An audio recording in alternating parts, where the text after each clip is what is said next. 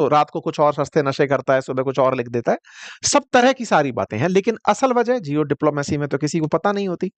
आज मैं ये बात आपसे क्यों कर रहा हूं, इसके पीछे का एक अलग एंगल आपके सामने रख रहा हूं। साथियों, पाकिस्तान के अंदर एक एयरबेस है जिसका नाम है नूर खान एयरबेस। ये उसकी मैं तस्वीर आपको दिखा रहा हूं। और ये नूर खान एयरबेस वो एयरबेस है जिसके ऊपर भारत ने हमला किया था ऑपरेशन सिंदूर के समय पर। इस नूर खान एयरबेस की कुछ फैसिलिटीज को भारत ने बर्बाद कर दिया था। अच्छा, इस नूर खान एयरबेस पर जो आग लगी थी उसकी तस्वीरें सोशल मीडिया पर खूब वायरल हुई थी। पाकिस्तानी रिपोर्टर्स ने की थी और गूगल इमेज भी बताती थी कि जिस तरह से नूर खान ऐसा दिखता है उसको भारत ने पूरी तरह से खत्म कर दिया था। अच्छा, तस्वीरें पाकिस्तानी एयरफोर्स के एक एयरबेस नूर खान की थी। इस नूर खान एयरबेस को ऑपरेशन सिंदूर में तो खूब सुना, अभी फिर से सुना जा रहा है। क्यों सुना जा रहा है? अमेरिका का एक मालवाहक जहाज है जो कि सामान ढोने के काम आता है। वो जहाज जो माल ढोता है तो मालवाहक हुआ। उसका नाम है C-17 ग्लोब मास्टर। भारत भी ग्लोब मास्टर यूज करता है। अमेरिका से 3-4 ग्लोब मास्टर्स रिपोर्टेड हैं, 3 और 4 ग्लोब मास्टर इस नूर खान एयरबेस पर खड़े हुए हैं। अमेरिकी ग्लोब मास्टर जो कि मालवाहक जहाज है, वो इस नूर खान एयरबेस पर खड़ा हुआ है। अब सवाल बनता है कि सर एयरबेस पर यूज करने के लिए तो होती हैं, खड़ी हो जाती हैं चीजें, क्या फर्क पड़ रहा है? फर्क पड़ता है। क्या फर्क पड़ता है? माल ही आया होता तो मान लिया जाता। मुसीबत यह है कि यहां पर इस मालवाहक जहाज के साथ साथ कुछ अमेरिकी सैन्य अधिकारी आए हैं जो 3 स्टार रैंक के हैं। अब ये 3 स्टार रैंक की बात क्या है? और जिन्हें पाकिस्तानी रिसीव कर रहे हैं वो भी 3 स्टार जनरल रैंक के हैं। अर्थात भारत में अगर बात करें तो लेफ्टिनेंट जनरल रैंक के लोग हैं। मतलब चीफ ऑफ डिफेंस स्टाफ से या फिर आर्मी चीफ से एक कदम नीचे वाले लोग हैं। 4 स्टार जनरल होते हैं हमारे चीफ ऑफ आर्मी। ऐसे ही यहां पर 3 स्टार रैंक के अधिकारी इन अधिकारियों को रिसीव कर रहे हैं। सारी चीजें एक साथ घूमना शुरू होती हैं। दिमाग सीधा मई में पहुंचता है कि मई से लेकर अब तक ऐसा क्या घटित हुआ है।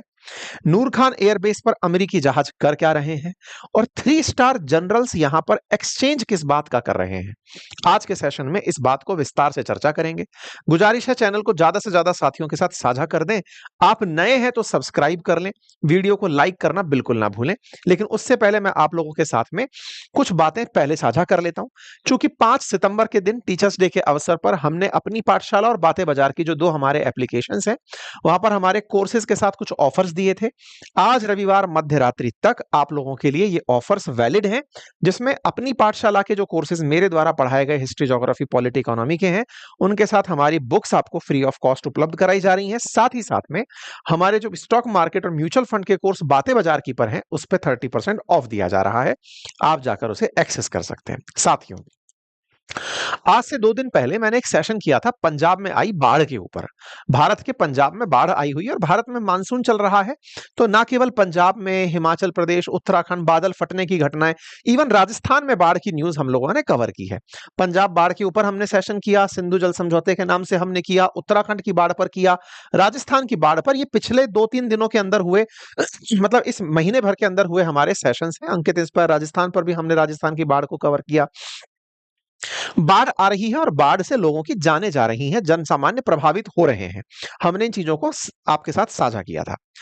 जब आप भारत की बाढ़ के बाद में पाकिस्तान की बाढ़ सर्च करते हैं गूगल पर तो फ्लड इन पाकिस्तान भी आपके सामने एक बहुत सारी तस्वीरों के साथ निकल कर आ जाता है।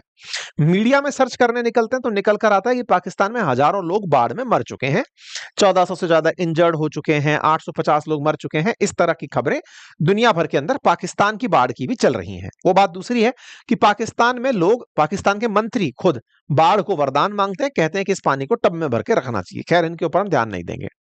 लेकिन इसी बाढ़ को बहाना बनाकर अमेरिका की तरफ से पाकिस्तान की मदद के लिए जहाज आते हैं। यूएस ने ह्यूमैनिटेरियन रिलीफ के नाम पर फ्लड हिट एरियाज में मदद करने के लिए अपनी तरफ से सामान भेजा और ये सामान का जहाज आपको नूर खान एयरबेस पर दिखाई दिया। बहुत ही सही आंसर है ये तो, कि अच्छा सामान लेकर आया है, इसमें क्या दिक्कत है? देखो सर, माल लेकर आया है, नूर खान एयरबेस पर आया है, इसमें क्या दिक्कत है? बाढ़ आ रखी है, बहुत सही है। बाढ़ के लिए मदद नूर खान पर आई है, बहुत सही। तो क्या नूर खान में बाढ़ आ रखी है? नहीं। तो नूर खान के अलावा क्या पाकिस्तान में कोई एयरबेस नहीं है? बहुत सारे हैं। क्या पाकिस्तान के जिन क्षेत्रों में, चाहे फिर वो इस्लामाबाद है, फिर चाहे फिर वो लाहौर है, कराची है, क्या इन क्षेत्रों के अंदर कोई एयरबेस नहीं है जहां ये रुक सकता था? रुक सकता था।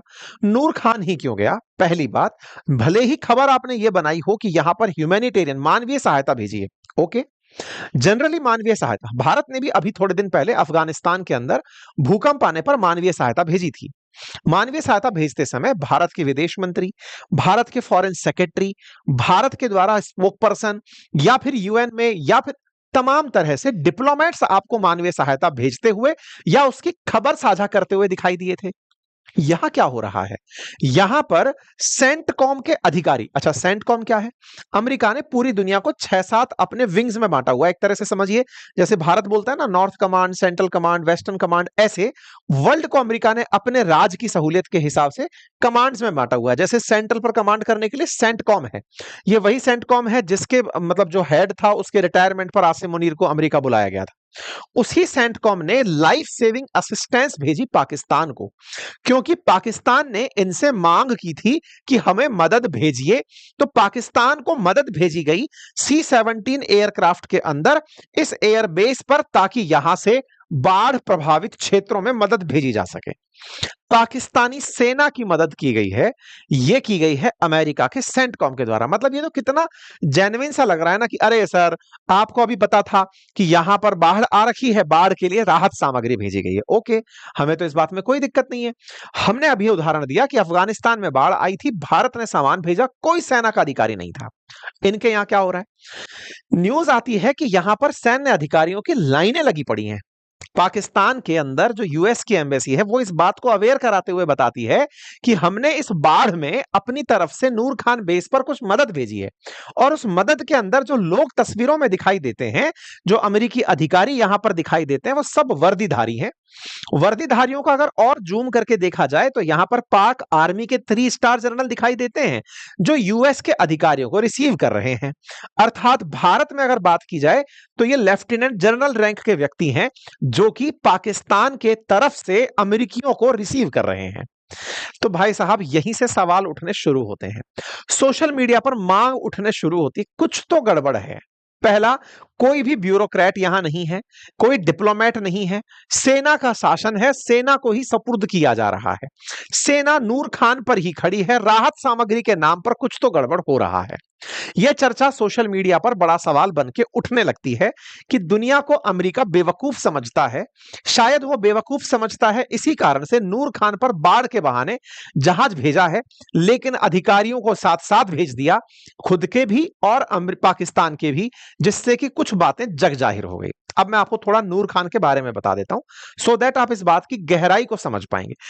अमेरिकी वजह समझ में आ गई, अब इस वजह के अंदर की खोज करते हैं कि कहानी क्या है।